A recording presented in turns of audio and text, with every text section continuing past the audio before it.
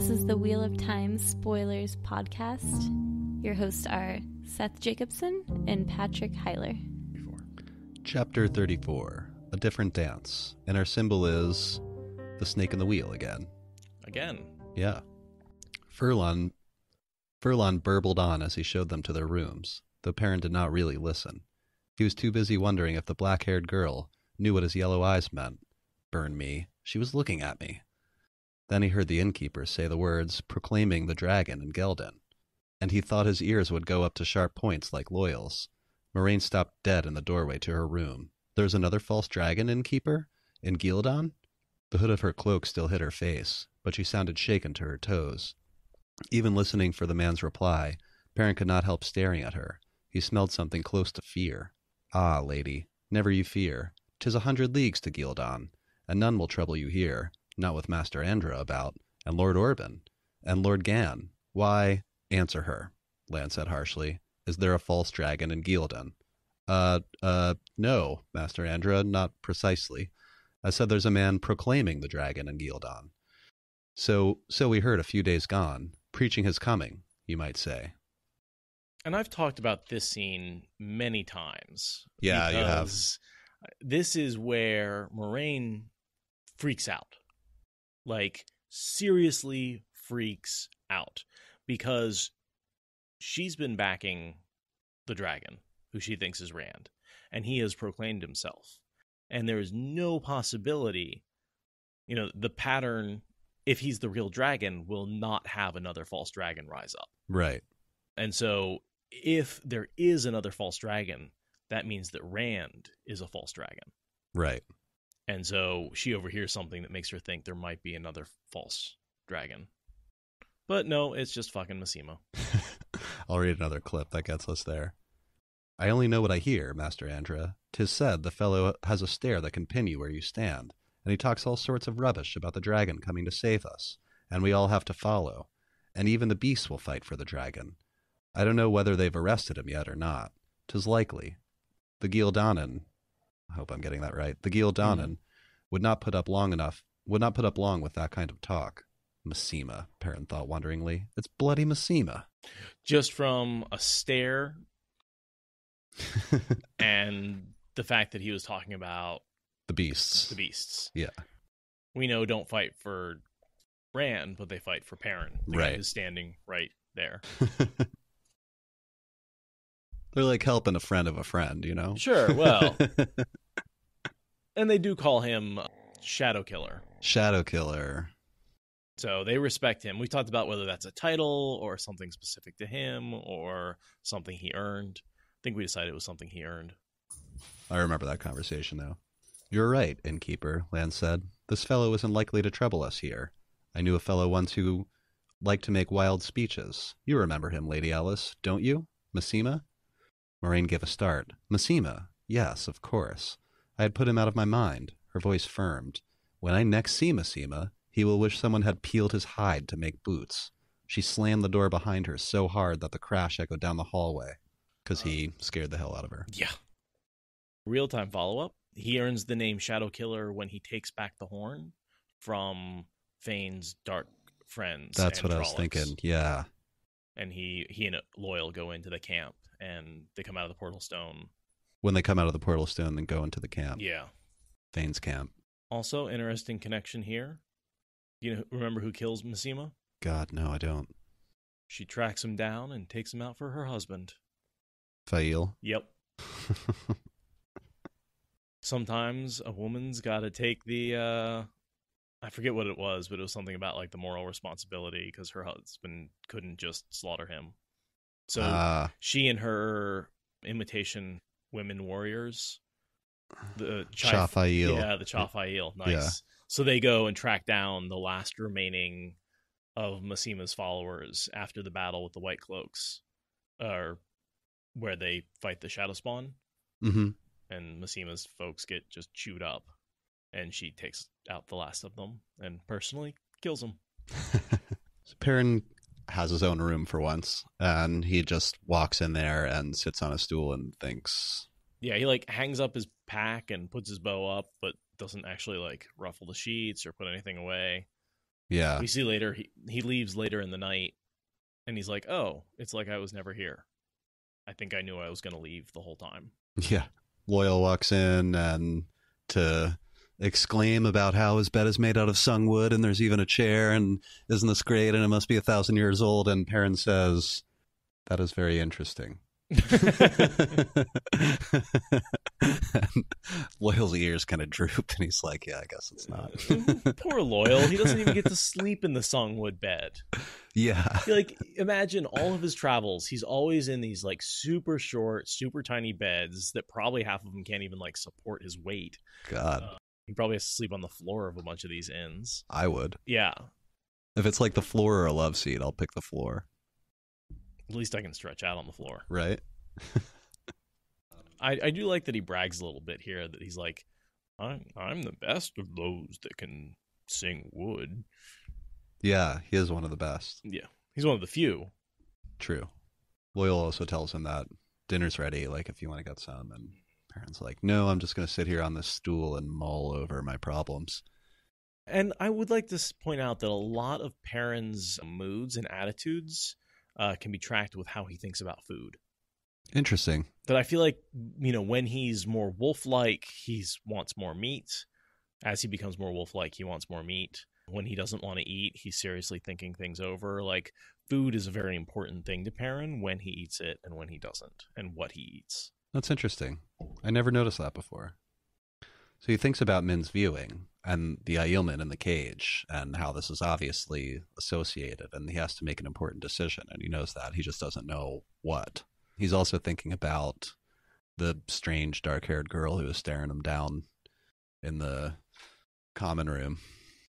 I thought it was interesting that the Min's viewing may be a bit of a self-fulfilling prophecy. It's possible he wouldn't have done anything if she hadn't mentioned the prophecy about the Aielman in a cage to him. True. He may not have realized how important this was and sat and thought about it. Yeah. But I'd like to think that what's bothering him is just seeing a person in a cage, and Perrin just couldn't leave that alone. That, like, it took him, he had to think it through, what all his options are, but he had to make a commitment to going to killing people to free a man in a cage. Because otherwise, he realized that is a possible consequence of what he's about to do. Yeah. Finally, he gets up. He buckled on his axe, then paused. He had done it without thinking. Wearing the thing had become as natural as breathing. He did not like that, but he left the belt around his waist and went out. Before he leaves, he knocks on Moraine's door to walk in because he wants to talk to Lan.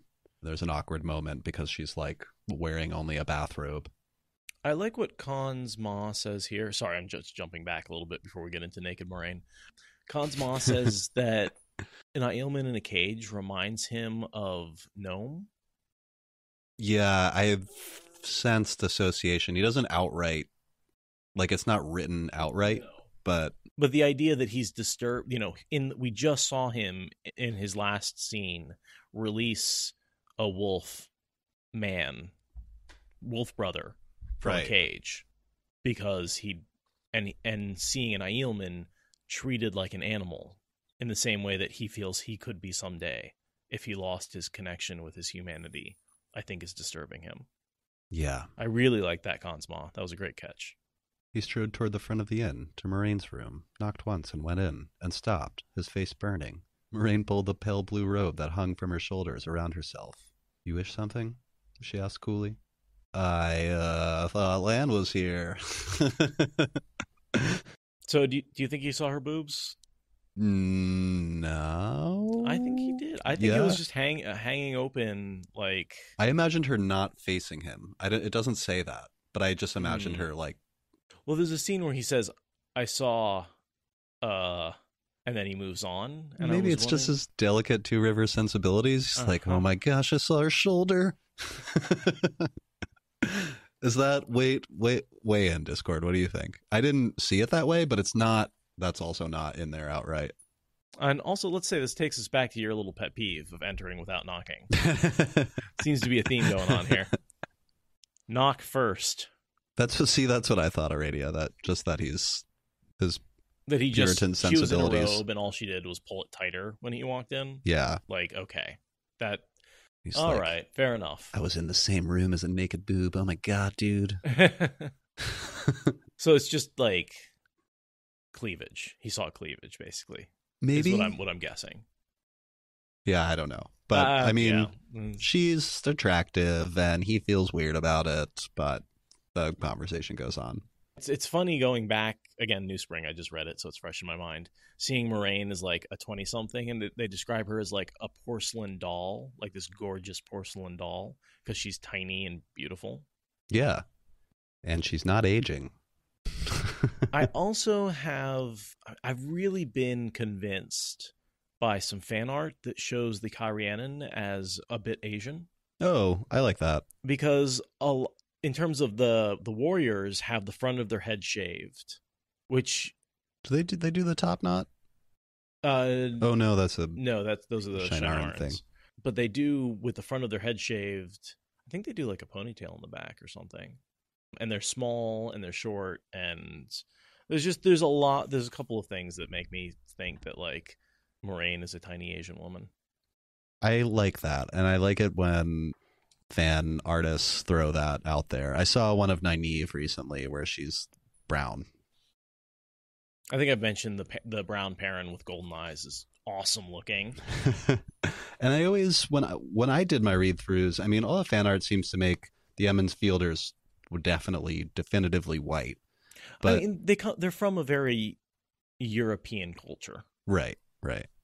But I always sort of imagine them, well, as maybe more like Mediterranean, like olive-y. But I'd like to make the point again that like Robert Jordan never took one culture and transplanted it into his worlds. He took the skin of one culture, the fishing traits of another, the dress of a third, so he's picking and choosing all of these different cultural identity pieces and using geography to sort of assemble them into one people. And sometimes it doesn't make a lot of sense. But yeah, it's a mishmash. Nothing drives me more crazy, even though I just did it, than someone saying, oh, I think this country in the Wheel of Time is made up of these people. And it's like, well, no, not necessarily. It's made up of people who might have a single trait. I've liked a lot of this artist, Cara Burrito from DeviantArt, who I'm assuming is a lady, but I have no idea. He does mention there's enough light for his eyes, and I just thought that applies to the battle later. Mm-hmm. That battle occurs in the middle of the night. One of the reasons he's able to do so well against White Cloaks is he can see. Right, and he kills a lot of them. We don't know exactly how many, but he seems to think that he killed more than Gaul, which makes sense. Because Gaul killed more than him. Oh, really? Yeah. Oh, was it the opposite? That was my reading of it. Oh. That he says most of those down were from Gaul. He wished they all were. Oh. Because he wishes he hadn't killed people with the axe. So I'm guessing Perrin kills probably at least 3, maybe 4. I think Gaul kills 7 or 8. Impressive. With no weapon. Gaul's awesome. Gaul is awesome. He attacks them with nothing but his hands and kills 7 White Cloaks. Yeah. Also, White Cloaks are pretty incompetent. I thought about it for a second. When I was reading that scene, which we'll get to, it's like on the next page. For a split second, I was like, why doesn't Gaul take any of their weapons to use? And then I realized they all have swords. Yep. So he doesn't. He can't. Yeah, he can't doesn't have a touch spear. them. Nope. So he just kills them with his bare hands. Do we ever see an Aiel use an axe? They could. Yeah. It like falls well within the tool/weapon category. We notice Ogier stick to that as well. Yeah. Yeah. Never really thought of it that way. They just use giant gardening tools. Oh, I did think it's funny that in the Aiel culture, Bambi points this out, that blacksmiths don't fight. And Perrin, of course, is like a blacksmith. Yeah. And it's just this like constant reminder. He introduces himself as one. Yeah. Of course, he doesn't know the significance, but Gaul would think that was significant. I think it's really significant in the Aiel culture that blacksmiths don't fight because, it's reflected in Perrin in that someone who makes things shouldn't destroy. That those, that's that balance. That's kind of cool.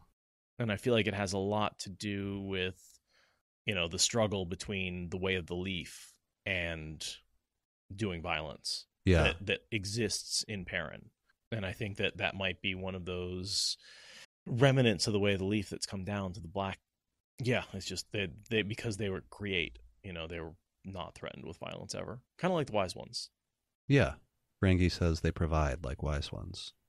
I mean, yeah, if you want to look at it from an economical point of view, they are very valuable as well. Right. You don't want your skilled you can't blacksmith be throwing them out into battle, or you won't have spears for the next battle. Exactly.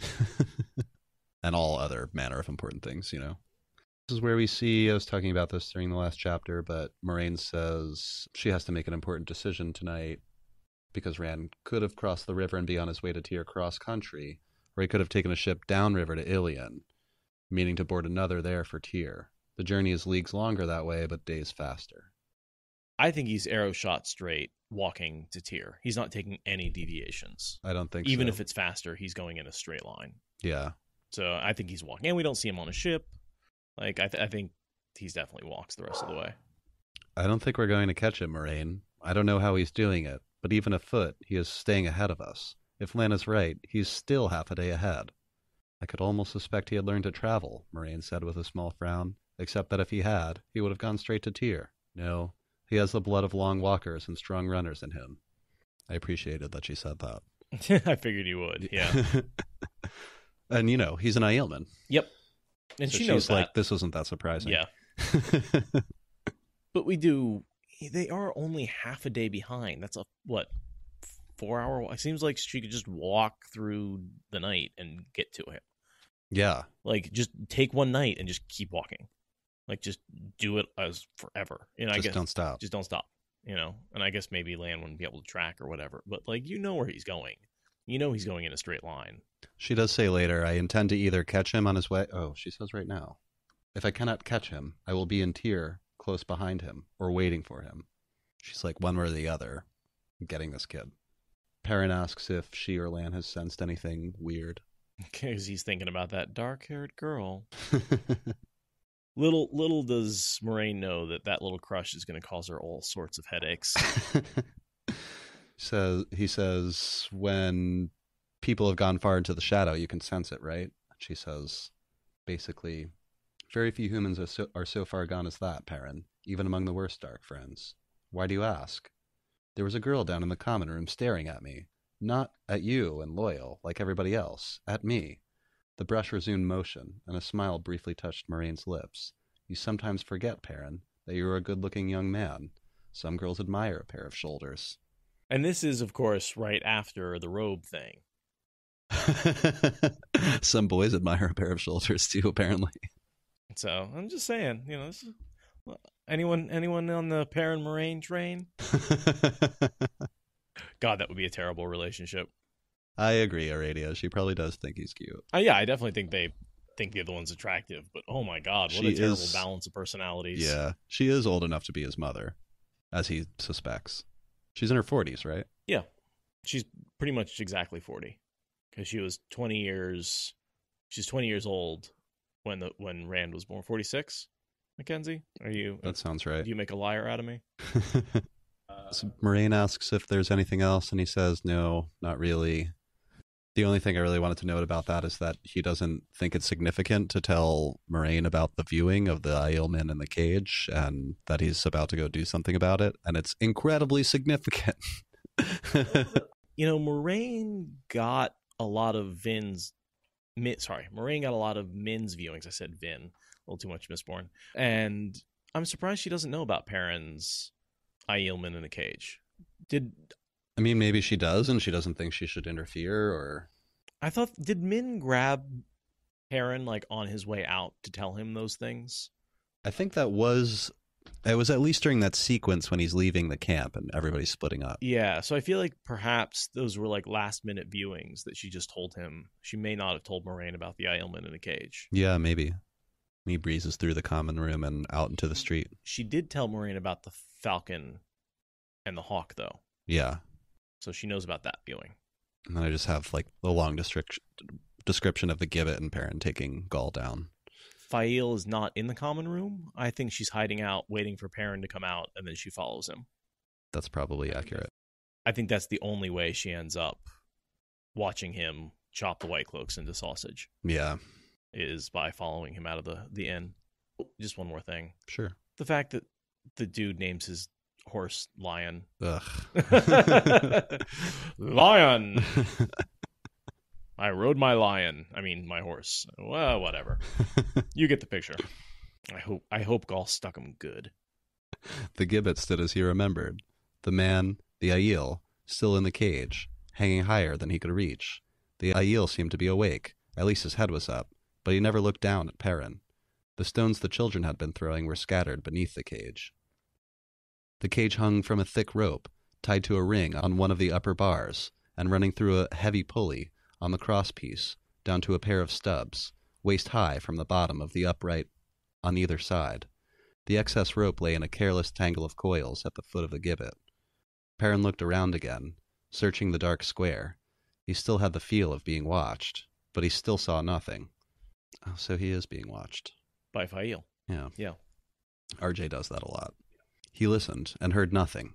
He smelled chimney smoke and cooking from the houses, and man sweat and old blood from the man in the cage. There was no fear scent from him.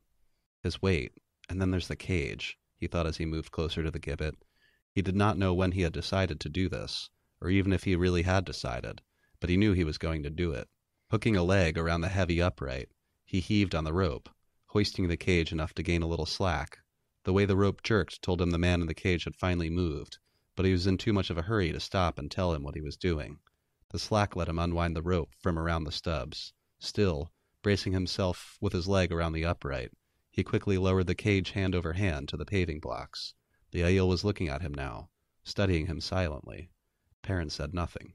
I just want to make the point that if Perrin hadn't hooked his leg around an upright, the rope would have yanked him up. Yeah, it would have lifted him. Yeah, it would have lifted him because the rope's basically going up over a pulley and then down to the top of the cage. Mm-hmm. And it's just tied at the bottom. And I guess he could untie that, but then Gaul would just fall like 10 feet. And that would probably hurt him badly. Yeah. I was looking at it as like, have you ever raised a flag? Like on a big flagpole? Yeah. Like there's those two notches that are like what you see on a boat dock, but I'm just imagining the notches are just like a straight piece of wood or something that this rope is wrapped around. So he like hooks his leg over one of the notches and then yanks to enough to undo the knot. And then slowly lowers just holds himself to the pole while and Perrin's basically holding. He's got probably 500 pounds straight up, is I'm guessing what he's pulling, slowly letting the rope up. Mm-hmm. It's an impressive feat of strength. Yeah. Skip a little, and the Aiel sat there, knees yet under his chin, staring at him. Well, Perrin whispered hoarsely, I opened it, but I'm not going to bloody carry you. He opened it by finding the weakest link in the chain. I love that little like bit where he just looks at this and is like, this is poorly made. Snap. Yeah, he jams the spike of the axe in there and breaks it. The back of the axe. To undo, yeah.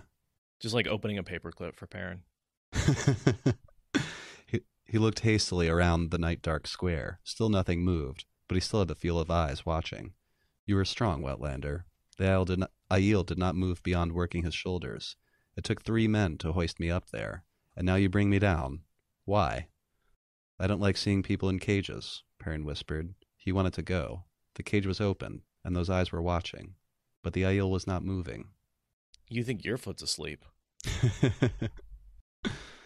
Yeah, skipping a little more, and Gaul says, I have been in there since yesterday, Wetlander. It will take a moment for my legs to work. I am Gaul, of the Imran Sept, of the Sharad Aiel, Wetlander. I am Sheyan Matal, a stone dog. My water is yours. So this is where Fael's like, oh, you sat and had a chat with a savage Aiel man. Yeah. It's like, They stand around and talk for quite a while, actually. Because they're just waiting for his legs to stop probably tingling. Probably he's on pins and needles. Which, by the way, also impressive how well he fights after coming out of a cage and having his very little feeling in his feet. Yeah. I liked that Perrin says, well, I'm Perrin Ibarra, of the 2 rivers. I'm a blacksmith. The Wetlanders just do that. The Aiel are like, I am, and then there's like 3 sentences of stuff, information that Aiel give each other, and everybody, and then Wetlanders have to be like, I'm Frank, you know? Oh, yeah. Oh, I could use some shade and water right now. I'll tell you what, outside it's hot. Yeah, it was really hot today. Perrin says, "Why do you call me a wetlander?" And Gaul responds by telling this story that I thought was pretty funny. Well, short story. Yeah.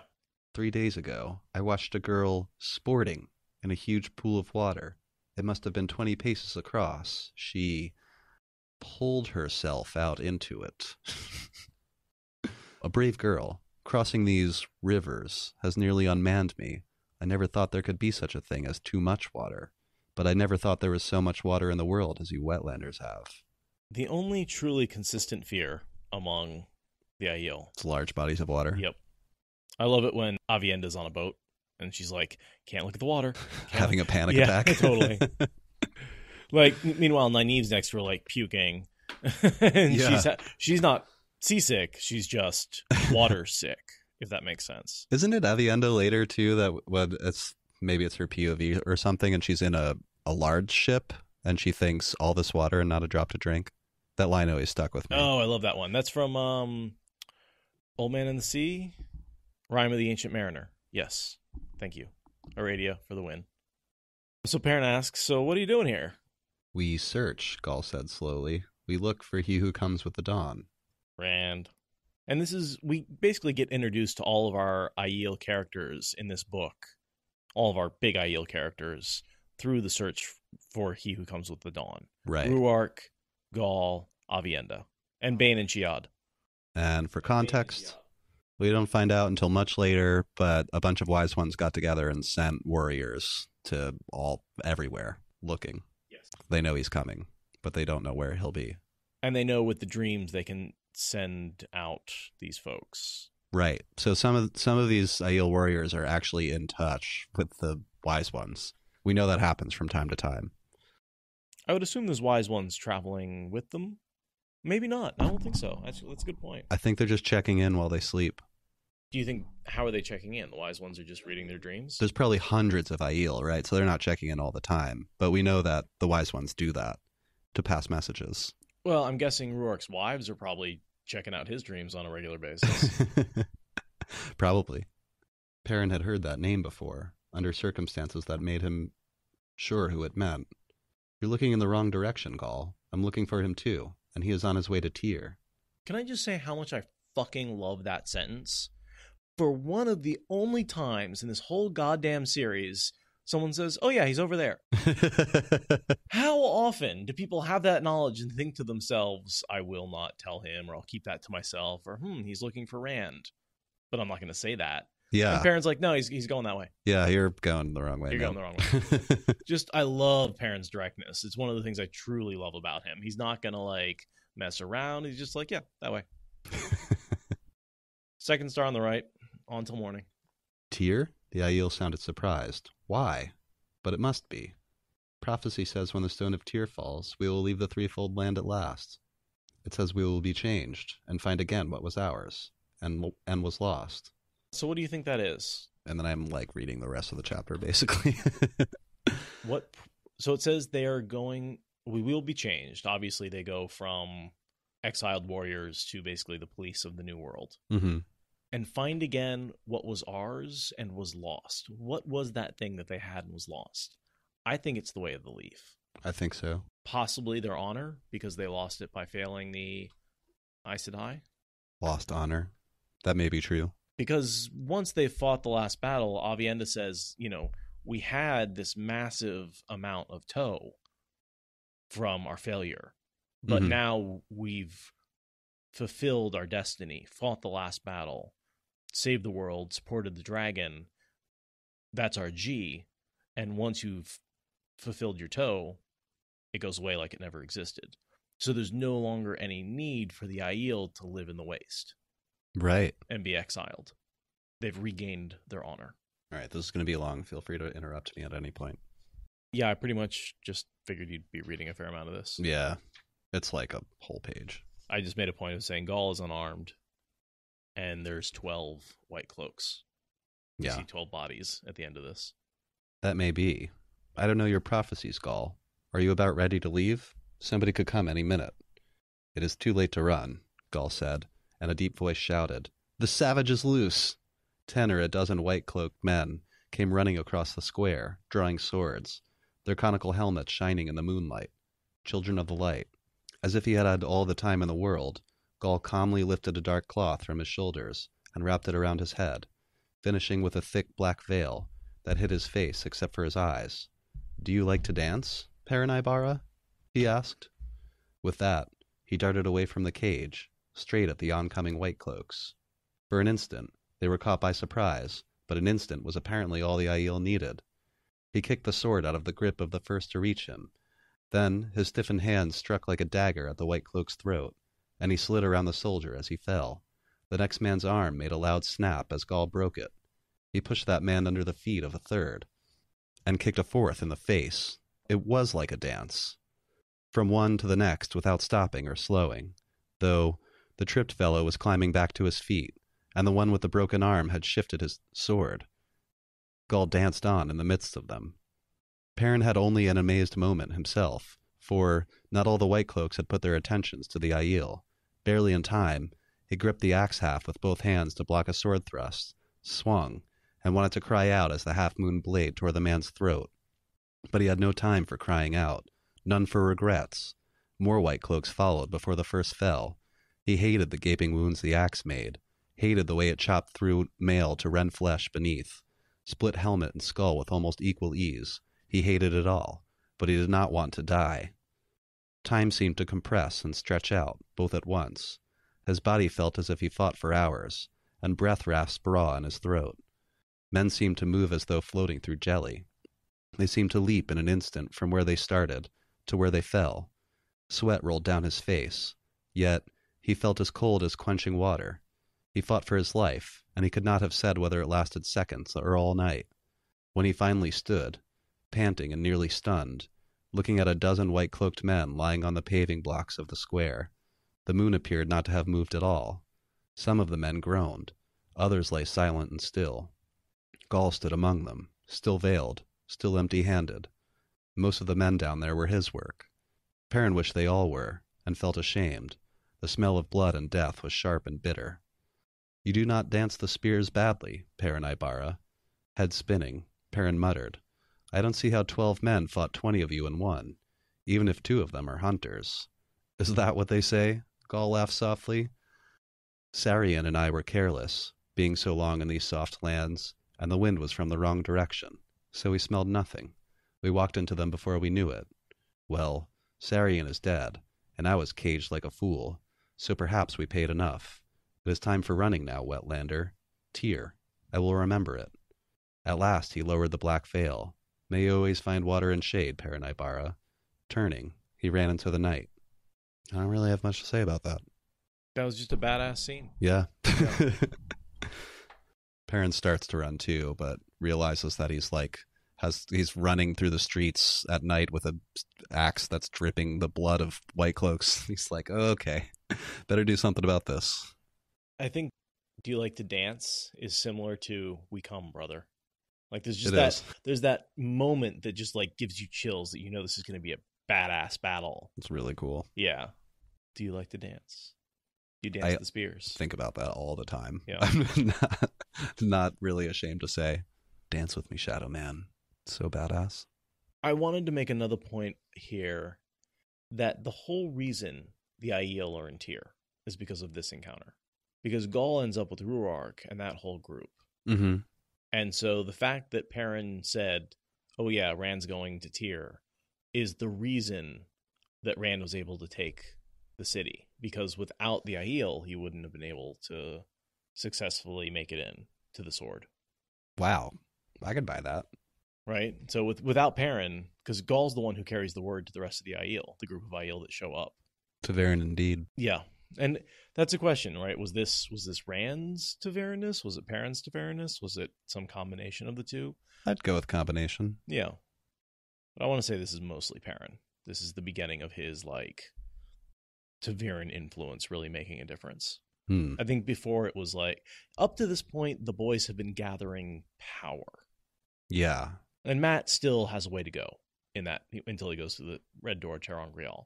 And Perrin has sort of been gathering the, heightened abilities, as well, heightened senses, as well as the ability to speak to wolves and getting some fighting skills. These are no longer 2 rivers bumpkins. These are skilled fighters with some special abilities that gives them an advantage over most other generic fighters. At his second step, he saw her, a slim shape at the edge of the square, in dark, narrow skirts. She turned to run. He could see they were divided for riding. She darted back into the street and vanished. Lan met him before he reached the place where she had been standing. The warder took in the cage, sitting empty beneath the gibbet, the shadowed white mounds that caught the moonlight, and he tossed his head as if he were about to erupt. In a voice as tight and hard as a new wheel rim, he said, "Is this your work, blacksmith? The light burned me. Is there anyone who can connect it to you?" "A girl," Perrin said. "I think she saw. I don't want you to hurt her, Lan. Plenty of others could have seen, too. There are lighted windows all around." The warder grabbed Perrin's coat sleeve and gave him a push toward the inn. "I saw a girl running, but I thought, no matter. You dig the Ogier out and haul him down to the stable. After this, we need to get our horses to the docks as quickly as possible. The light alone knows if there's a ship sailing tonight, or what'll have to pay to hire one if there isn't. Don't ask questions, blacksmith. Do it. Run." What did Lan think? I was wondering that, and I really didn't have any ideas, but Aradia just suggested that Perrin was making out with the local girl. Or maybe he rejected her?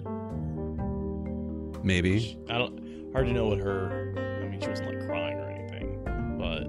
I don't know what else, I don't know what he would have thought. Like, he sees a girl running. And then he runs towards the place she was running away from? Yes? Maybe just thought she was being harassed or something? I mean, he doesn't even know that this was the girl who was studying Perrin. He could have just thought it was a girl. Any theories other than Perrin and Fail making out already? Mackenzie says Lan was raised in the borderlands and so would probably go to the defense of any woman. That's also true. Again, referencing New Spring, he's I'd even say more prudish in New Spring than he is. Very much like, because the Borderlands shares a very similar idea towards women as Andor does.